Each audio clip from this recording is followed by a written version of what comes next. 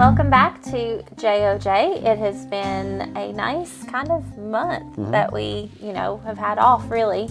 And if you joined us last week for our live, a bit of a disaster, but sorry about that. What's new? We talked about being in our devotional, and I keep saying Bible every time I talk about this book. We have changed kind of what we're going to do this year. So on Sundays, we will go through our Walking with God by David Jeremiah devotional. And so we'll kind of just work through the day. And if there was something in the week, that kind of struck out to one of us, we, said we might share on that a little bit too. Yeah. So. Yeah, absolutely. But so each Sunday, when you all tune in, hopefully, I know we've sent out, how many of these have you sent out to folks? I don't know. 20 plus? Over 20, yeah. Over 20. So, hopefully, you all are going to work through this with us. But anybody else, we encourage you to pick this book up. We're not getting any kickback or anything on it. But I guess, did you just order them online? Yeah. I've got some on Amazon and some on Christian bookstore.com, I think is what it is. Okay. But so those are places anywhere you can pick this one up and want to work through it with us. We certainly encourage you to do that. So January 15th, and it's Backpack for Living, and it says, "He who loves silver will not be satisfied with silver, nor he who loves abundance with increase. This also is vanity." With airlines charging us extra fees if we want to take our suitcase with us on vacation, more people are learning to take less. Even on overseas trips, many seasoned travelers pack little more than a change of clothes and a toothbrush. Garments can be washed out in a sink at night, and other supplies can be picked up as needed. Traveling with a half-empty backpack is a liberating adventure. The same is true of life. The more we acquire, the more we have to take care of. Everything requires attention and maintenance. Costs increase, and escalating lifestyle brings accelerating pressure. Pretty soon our possessions possess us. Rather than being upwardly mobile, why not deliberately downsize? Constantly declutter. Pour your money into internal investments and live simply. In the book of Ecclesiastes, Solomon admits that he found little lasting satisfaction in his houses, vineyards, orchards, servants, herds, tools, toys, and treasures. Real joy was found in the simplest acts of eating, drinking, and working hard. For a better trip, throw a Bible in your backpack and travel light. You want me to read the little? Sure. Okay. We are traveling on with our staff in hand. We are pilgrims. We are pilgrims bound for the heavenly land. And I guess it's Fanny Crosby. I guess it's just a quote. Yeah, it's the quote from on the bottom there. And just a disclaimer, I have kind of went ahead and through these and wanted to do some extra studying on it. Jennie wanted to do for her to read it on here the first time and to give her initial reaction. So I think it's neat to kind of, I've looked through them and I've looked up some extra verses and, kind of done some extra, but then also for her to read it the first time and to get her initial reaction. So my thought, or what I want to ask you is, knowing you, could you possibly go, and this is talking about an overseas trip, with a change of clothes and a toothbrush? Well, when I was and washing your clothes out in the sink at night. When I was reading that, I thought, the line that says traveling with a half-empty backpack is a liberating adventure. It caused you stress. Yeah, I just got stressful reading that. Yes, if you probably zoom back on my face, you can probably see it in my eyebrows of that is not an adventure, that is a disaster. I have learned to travel more lightly because of all the times we do travel. I've gotten better about not taking 27 outfits. Stop. Don't make me laugh. Everywhere we go, currently, you take 2 cups. If we're in the car for 10 minutes, or if we're in the car for 3 days, you have this water cup and a coffee cup that's over there offset. She carries 2 cups everywhere she goes. She's only got 2 hands. She's also got a purse. She's also got everything else. What's your point? I'm just debunking what you're saying. That you don't travel lightly. We're talking about clothes and bringing items. Okay. Anywho. Okay. want to throw me under the bus. Let's talk about how we walked over here today. How many boats are currently in our garage? Well, this is just an abnormal time of year. Okay. So, anyways, backpack living. Mm-hmm. Yeah. So back to Jesus, please. Yes, reading through this and in one of my notes, and I had read through the whole Bible last year on the Bible in a year deal. Ecclesiastes is a hard book, in my opinion. I don't understand it real well. It's Solomon talking about a lot of different stuff, a lot of his feelings, a lot of his emotions and stuff. It seems like, and I'm not a good emotional understanding person. Period.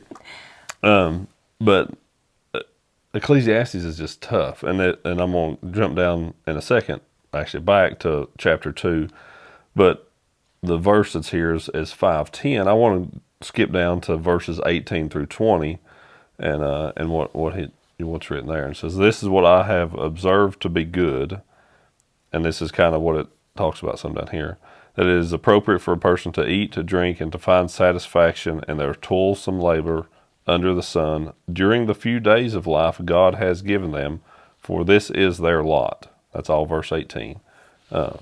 And then verse 19, "Moreover, when God gives someone wealth and possessions and the ability to enjoy them, to accept their lot and be happy in their toil, this is a gift of God. They seldom reflect on the days of their life because God keeps them occupied with gladness in their heart." So even the people who have, kind of what he's saying there, when God gives someone wealth and possessions and the ability to enjoy them, to accept their lot and be happy in their toil, this is a gift from God. Those people, they don't even look back at the past and look at all the good things. They're living in the moment because God keeps them occupied with gladness in their heart. And that, whether that's wealth and possessions, but what I see out of that more than anything is that those people that God is keeping glad, those are content people. Mm-hmm. If they've got a whole bunch or if they've got a very little, they're content. They're content. They're happy. They're happy because they've got food to eat, they've got something to drink, they find satisfaction in their work. Mm-hmm. It's under the sun. So I mean, enjoying their work, working hard, that is certainly what they love to do. I'm going to jump back here a little bit to a part of it it was really hard for me reading, and I certainly don't fully understand it. But is the verses that it mentions down here, and any of these, and it doesn't do that on every day. But a lot of the days on this book, in this devotional, it'll have other scripture, to look up to kind of add to your study. But chapter 2, verses 4 through 11, and then down at 24. It says, "I undertook great projects. I built houses for myself and planted vineyards, made gardens and parks, planted all kinds of fruit trees in them, made reservoirs to water groves of flourishing trees. I bought male and female slaves and had slaves born in my house." He goes through all this stuff that he did, all these things that he acquired, all the things that he built. You get down to verse 9, "I became greater by far than anyone in Jerusalem before me, and all this my wisdom stayed with me." So not only did he acquire all these things, he was very wealthy. Nobody in Jerusalem had been greater than him yet. He didn't lose his sense though. So he had all this stuff and still had his sense. He denied nothing. "I denied myself nothing my eyes desired. I refused my heart no pleasure. My heart took delight in all my labor, and this was the reward for all my toil." Verse 11, "Yet when I surveyed all that my hands had done, and what I had toiled to achieve," and toil being used a lot here, it's work, what you've earned by the work of your hands, "and what I had toiled to achieve, everything was meaningless. A chasing after the wind, nothing was gained under the sun." He had all this stuff. He was the greatest person in Jerusalem's history. And then when he looked back on it, he said it didn't mean anything. Mm-hmm.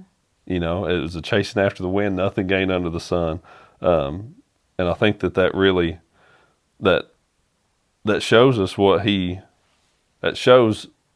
hopefully shows his heart, and that all this stuff that he had earned, all this worldly possession, nobody in this land had been as great as he was. Yet he realized none of this stuff on earth, on earth mattered. So that's reading it. It can be hard because there's a lot of stuff that's like, man, he's just Solomon just sounds depressed. He's not thankful for any of it, but I think that he truly is. He's just seeing where his desires truly come from. But I think a lot of it too, when reading it, he always says, I did this. It's very self-focused. Yeah. So if, I don't know if that, I don't know, that's just what stuck out to me is reading through that is he just, everything it is, it's, I built this, I achieved this, I am the greatest, Yeah.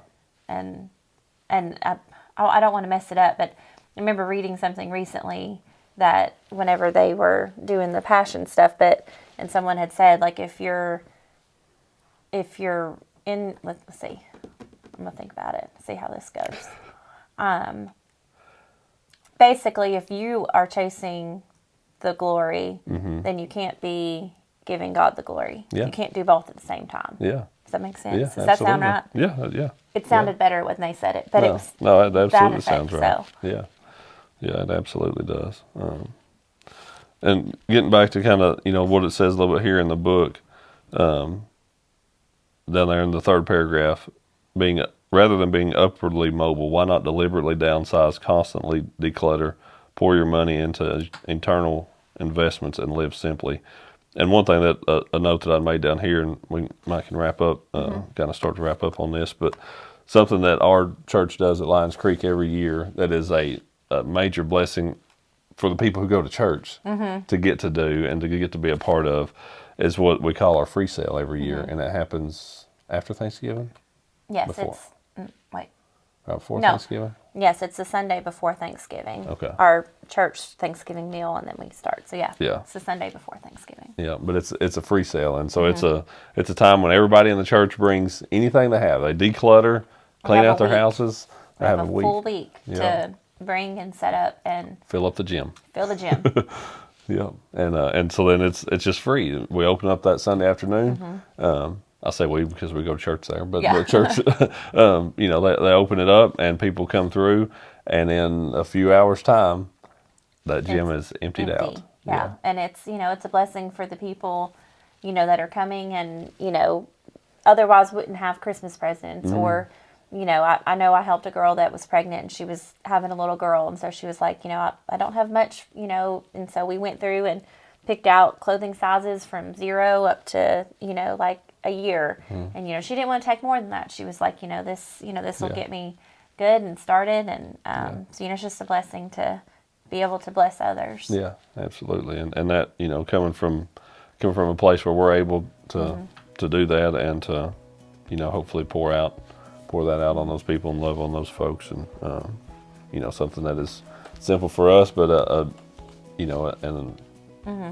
we get as much out of it as they do. I truly feel that way. I know the times that we've got to be there and help work and stuff. It's really, really fun. So I guess that will wrap it up for this week.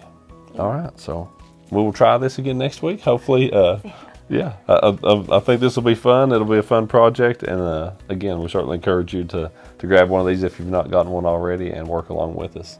Yeah, and always feel free to, comment on there what you think, or if you have other thoughts to this as well. Yeah, absolutely. We'll see you next week.